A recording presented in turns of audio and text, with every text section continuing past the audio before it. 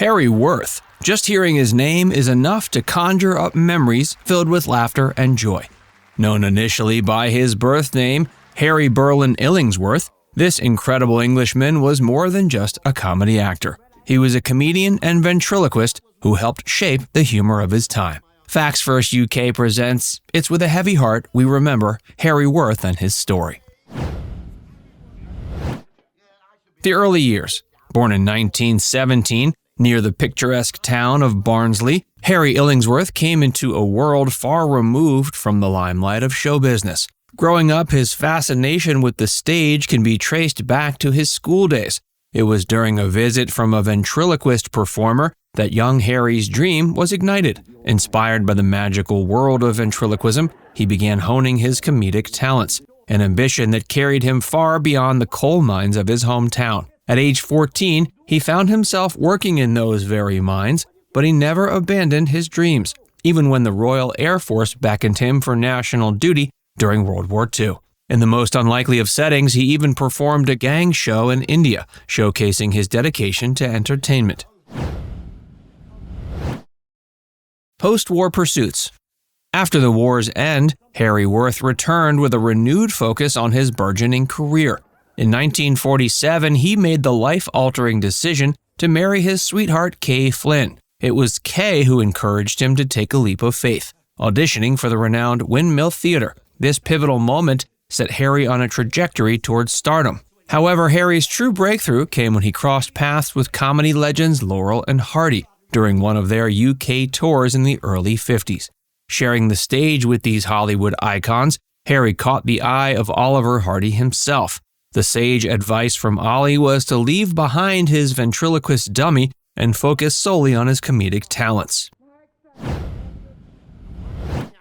The 1950s. The 50s saw Harry Worth transitioning into the world of radio and securing bit parts on both stage and screen. While he wasn't yet a household name, his presence in the entertainment world was steadily growing. But it wasn't until 1960 that the tides truly turned in his favor, when BBC North offered him a shot at stardom. The debut show, aptly titled The Trouble with Harry, introduced audiences to a character who became iconic, a bumbling and bewildered author constantly in search of elusive publishing success. Alongside him was the enigmatic Tittles the cat and his unseen aunt, adding layers of humor and intrigue to the series. With the guidance of producer John Ammons, who later played a pivotal role in Morecambe and Wise's success, this first series laid the foundation for what was to come. The Here's Harry era.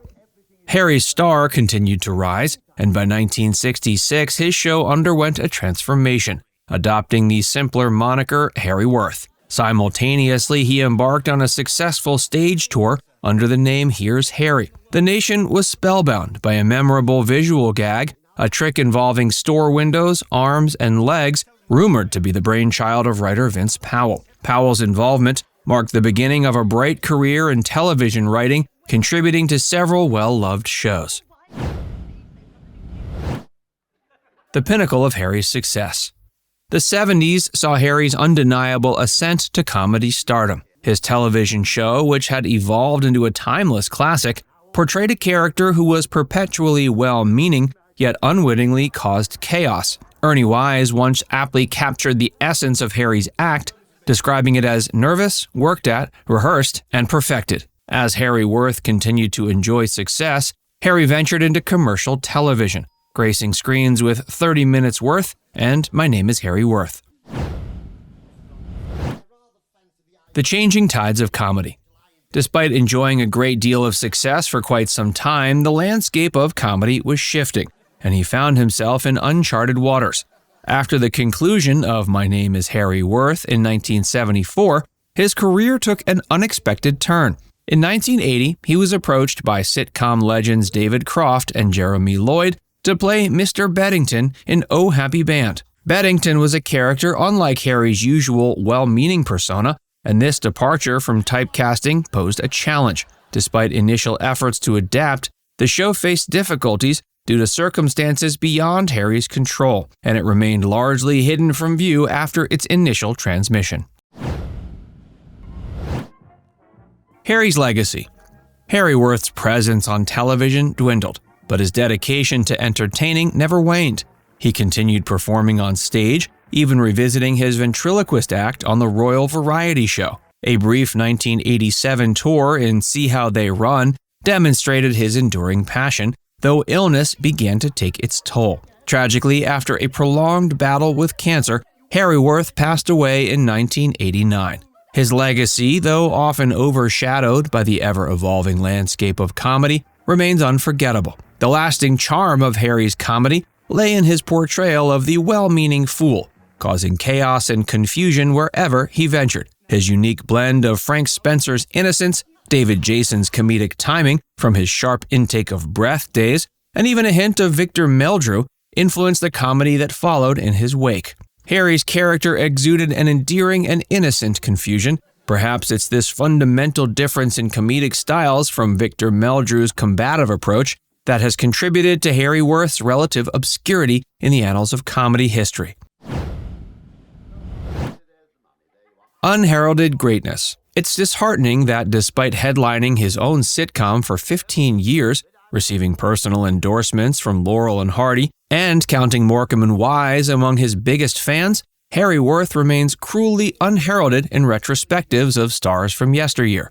Without the benefit of regular show reruns, Harry Worth's legacy is at risk of fading into obscurity, despite the massive success and respect he earned throughout his illustrious career. In the words often attributed to him, quote, "I don't know why, but there it is." Lost Gems Rediscovered.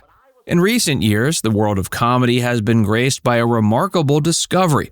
Lost episodes of two beloved BBC One 1960s sitcoms, Hugh and I and Here's Harry, have been rediscovered. Here's Harry, Harry Worth's own comedy venture, graced the television screens from 1960 to 65, totaling a remarkable 61 episodes across 7 series. Each episode showcased Harry's signature comedic talent and charm. Among these rediscovered treasures is an episode titled The Musician, originally aired Friday, November 22, 1963, during the show's 5th series.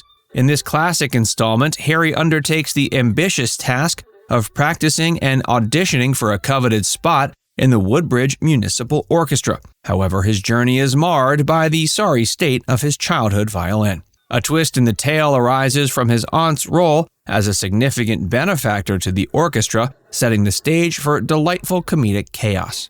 In the last 3 decades, organizations like the British Film Institute and TV organization Kaleidoscope have dedicated their efforts to the retrieval and identification of missing episodes. Some were recovered from copies made for international sale and broadcast, while others were preserved by cast and crew members.